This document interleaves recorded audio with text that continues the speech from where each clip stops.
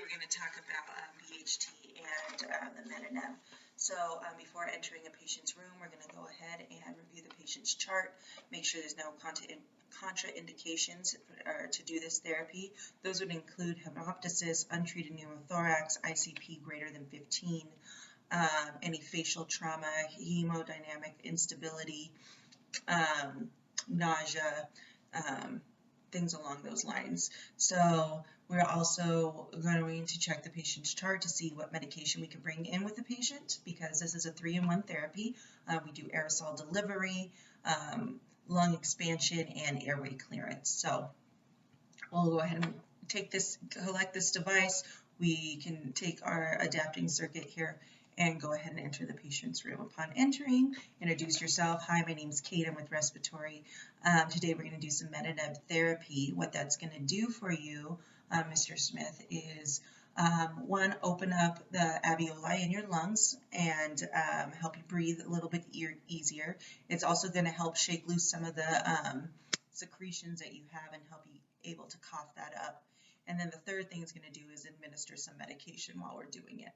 The therapy is going to take about 10 minutes. So, and I am going to need you to push yourself a little bit while we're doing it, because we want to get you back to your baseline and get you out of here, out of the hospital. Okay. So, the biggest thing that I'm going to be watching for when I'm giving this therapy is the patient's respiratory rate, and also their seal around the mouthpiece.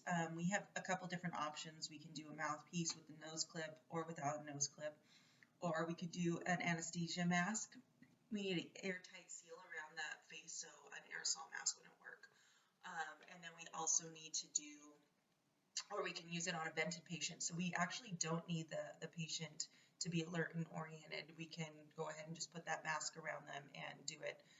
If the patient is willing to participate and is alert and oriented, we'll go ahead and use the mouthpiece. And probably have to coach them along the way, because they'll be tired and they want to give up, and they'll get rid of that airtight seal. So it's really important that we keep that airtight seal. Once we have the patient hooked up, we'll get the circuit here. There's a little insert that's a hole. You kind of cock it sideways and then click it into place. And now it's locked into the Metaneb. The patient's sitting upright, airtight seal around the mouthpiece. And we'll click this here, make sure it's on the lowest flow setting, and we'll start them off on aerosol delivery. The on-off switch is on the top here. Go ahead and start the process.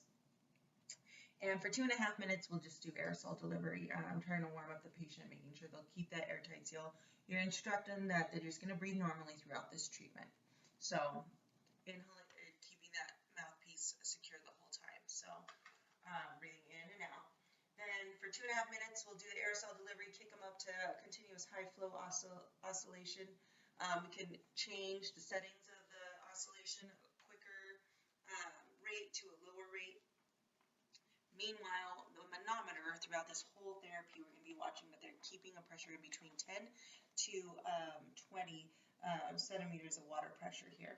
If they're not, we can increase the flow, and that's going to help bring their pressures up to a therapeutic range. So that's really important.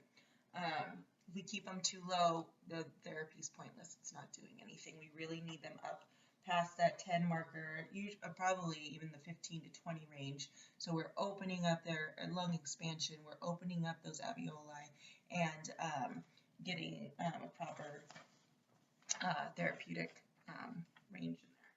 So after we do 2.5 minutes of continuous high flow oscillation, then we'll kick them back down to the aerosol delivery again, a couple minutes, give them a break, and then we'll kick them back down to continuous positive expiratory pressure.